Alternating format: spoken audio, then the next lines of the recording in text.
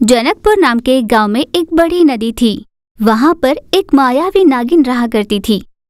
वो मायावी नागिन बहुत खूबसूरत थी। वो अपनी खूबसूरती से वहां पर घूमने वाले जानवर और मनुष्यों को आकर्षित किया करती थी। इस तरह अगर नदी के आसपास कोई जानवर या मनुष्य भटकता तो वो खुद को माचिस के चुड़ैल में बदल देती और उन्हें निगलकर अपनी भूख मिटाती थी। इस तरह उसके पास आने वाला हर कोई एक एक कर गायब होने लगा था। उसी गांव में रजनी नाम की एक छोटी लड़की रहा करती थी। उसके पिता थे शंकर। रजनी के पड़ोस में ही सुधीर नाम का एक लड़का रहा करता था। सुधीर और रजनी बहुत अच्छे दोस्त थे। शंकर के काम पर जाते ही सुधीर और रजनी एक दूसरे के साथ खूब खेला करते थे। एक दिन मिट्टी के खिलौने से खेल रही रजनी के पास सुधीर आया। रजनी, इस तरह हर रोज मिट्टी के खिलौनों से खेलने में मुझे बोरियत सी आ रही है। अपने गांव के बाहर जो बड़ी नदी है, हम दोनों वहां जाकर खेलते हैं। बाप रे सुधीर, सुना है वहां पर एक चुड़ैल रहती है। वहां जाने वाला कोई वापस नहीं आता, ऐसा मेरे पापा ने बताया। मुझे वहां जाने से बहुत डर लग रहा है। सुधीर, तुम हमेशा मुझे डराने वाली बातें ही करते हो, ऐसे रजनी ने कहा। रश्मि, तुम्हारे जान के आगे मैं अपनी जान न्यौछावर कर दूं। तुम शायद ये बात नहीं जानती, मेरे मरने पर पता नहीं तुम रोगी या नहीं, पर तुम्हारे रोने से मैं जरूर मर जाऊंगा। मेरी बात मानो और नदी के पास चलो ना रजनी। इस तरह मनवाकर रजनी को सुधीर नदी के पास ले गया। नदी के किनारे बैठकर सुधीर और रजनी पानी में खेलने लगे। इतने में रजनी कुछ लाने के लिए पेड़ के पास गई। इतने में वहां पर मायावी नागिन आ जाती है। उस मायावी नागिन को देखकर सुधीर खुश होकर तालियां बजाने लगा। ताली की आवाज सुनकर रजनी ने झांक कर देखा। वहां मायावी नागिन आकर सुधीर से बोली, बच्चे, तुम बहुत खूबसूरत हो। तुम यहाँ पर किस लिए आए हो मैं नहीं जानती, पर आज तुम मेरी भूख मिटाओगे।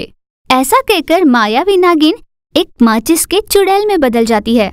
माचिस के चुड़ैल में बदलकर वो जोर से हंसने लगी और सुधीर को निगल गई। ये दृश्य देखकर पेड़ के पीछे खड़ी रजनी बहुत घबरा गई। उस चुड़ैल के सामने जाने की हिम्मत नहीं हो पाई थी। वो वहीं पर खड़ी रही, रोती रही। उसने ठान लिया कि उस चुड़ैल का अंत करके रहेगी। माचिस की चुड़ैल खुद को मायावी नागिन में बदलकर पानी में चली गई। वहां पर जो कुछ भी हुआ था रजनी घर लौटकर अपने पिताजी से कह देती है। उसकी सारी बात सुनने के बाद शंकर ने कहा, देखो बेटा, मैंने तुम्हें पहले ही कहा था कि घर पर ही रहकर खेलना, पर तुमने मेरी बात लांघकर नदी के किनारे जाकर खेलना सही समझा। मैंने तुम्हें पहले ही बताया था कि वहां पर एक चुड़ैल रहती है। तुम दोनों की नादानी की वजह से उसकी जान चली गई। अब तुम ये सारी बातें भूल जाओ और फिर कभी वहां पर मत जाना, ऐसे उसने कहा। पर शंकर की कही बातें रजनी को बिल्कुल अच्छी नहीं लगी। गांव के सभी लोगों को उसने इकट्ठा किया और उस चुड़ैल के बारे में बताया। गांव का मुखिया गणेश रजनी के पास आकर कहता है, देखो बेटा, नदी के पास रहने वाली वो चुड़ैल इस गांव के लिए श्राप है। बरसों से मैं भी सुनते आ रहा हूँ कि नदी के पास जाने वाला कोई भी वापस नहीं लौटता। वो सबको गायब करती है। गांव का कोई भी आदमी कम से कम अपनी प्यास बुझाने के लिए भी नदी के पास नहीं जा सकता। गांव के इतने समीप में नदी बहती है, फिर भी हम उसका एक बूंद भी नहीं ले सकते। आज तक ऐसा एक भी इंसान नहीं जो उसके सामने आने के बाद भी बच गया हो। उस चुड़ैल को तुमने देखा है, इसलिए तुम्हें उसके बारे में कुछ बता सकती हो। हम उसके हैवानियत को कैसे रोक सकते हैं, तुम ही बताओ। इंसानों को ही खा जाने वाली ऐसी चुड़ैल को हम कुछ नहीं कर सकते। हमें एक स्वामी जी की जरूरत पड़ेगी, ऐसा रजनी ने कहा। सारे गांव वाले ने मिलकर एक महान पंडित को वहां पर बुलाया। देखिए, मैं उस चुड़ैल को पहले ही देख चुका हूँ। वो चुड़ैल पहले एक सुंदर सी नागिन के रूप में आकर सबको आकर्षित करती है। उसके बाद माचिस की चुड़ैल बनकर सबको निगल जाती है। उस चुड़ैल की सारी शक्ति उसके पीठ में ही बसी है। इसीलिए जिस समय मैं उस नागिन से वार्तालाप करता रहूं, तब पीछे से कोई आकर जमीन पर अपना पैर ना रखकर छुरी से उसके पीठ पर वार करेगा तो उसका अंत हो जाएगा। पर इतनी हिम्मत दिखाएगा कौन? ऐसे स्वामी जी ने पूछा। स्वामी जी, मेरे दोस्त सुधीर को जिस नागिन ने मारा उसका अंत तो मैं ही करूंगी, पर जमीन पर पैर ना रखकर करना हो तो मेरे पास एक सुझाव है। मैं जेसीबी में चढ़कर उस नागिन पर पीछे से वार करूंगी। क्या ये सही होगा स्वामी जी? ऐसे रजनी ने पूछा। उस पर स्वामी जी बोले, इतनी छोटी उम्र में भी तुम जो अपने दोस्त के लिए करना चाहती हो, ये देखकर मुझे बहुत अच्छा लग रहा है। तुम वैसा ही करो जैसे तुमने कहा, पर ये काम कल हो जाना चाहिए। ऐसा स्वामी जी ने कहा। अगली सुबह स्वामी जी और रजनी जेसीबी में बैठकर नदी के किनारे पहुंचते हैं। गुफा में बैठी चुड़ैल उन दोनों को आता हुआ देख लेती है। लगता है कोई मासूम मेरा शिकार बनने के लिए आ रहा है।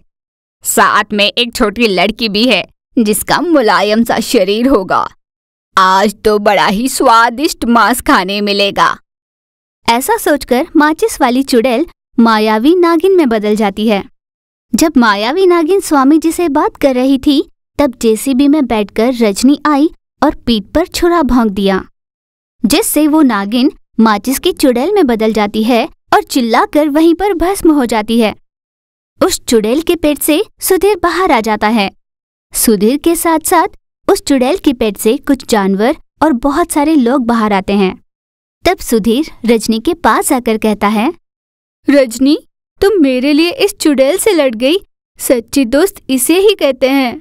ऐसा सुधीर ने कहा। उसके बाद रजनी और सुधीर मिलकर जेसीबी में बैठकर गांव वापस लौटते हैं। उस चुड़ैल से गांव को छुटकारा मिला, इसलिए गांव के सभी लोग रजनी और सुधीर की सराहना करते हैं।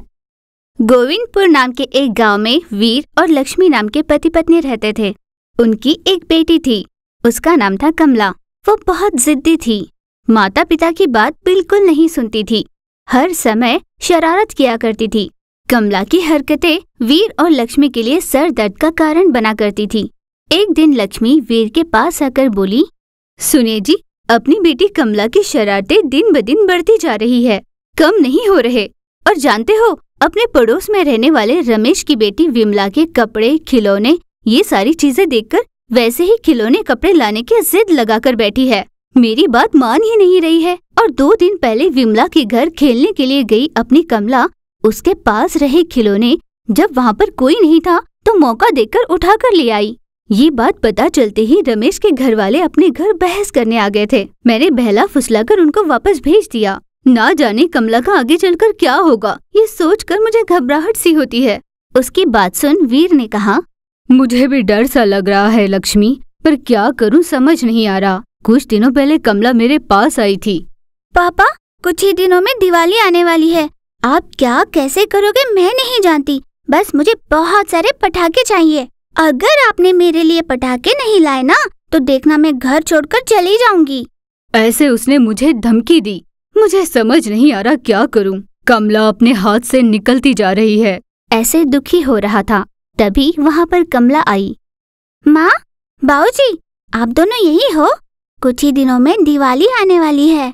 आपसे मैंने पहले ही कहा था ना कि मुझे बहुत सारे पटाखे ला कर दो। आपको पता है, पड़ोस वाले रमेश अंकल ने विमला के लिए बहुत सारे पटाखे लाने की बात की है। मुझे तो उससे भी बहुत ज्यादा पटाखे चाहिए। आप क्या और कैसे करोगे मैं नहीं जानती।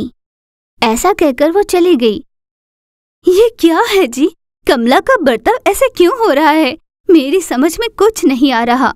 वो परेशान होकर बोली। ऐसे ही कुछ दिन बीते।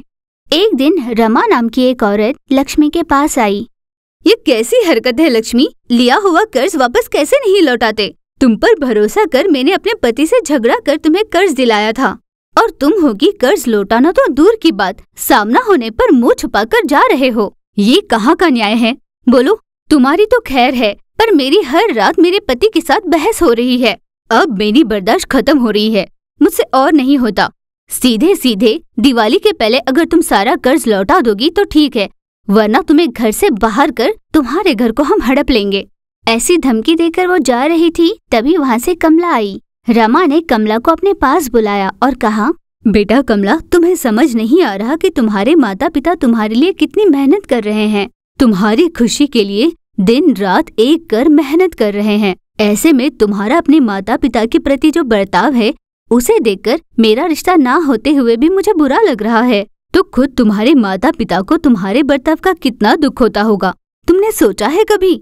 हर समय नई चीजों की जिद ही करती रहती हो, पर उस जिद को पूरा करने के लिए उन्हें क्या क्या करना पड़ता है तुम्हें अंदाजा भी है।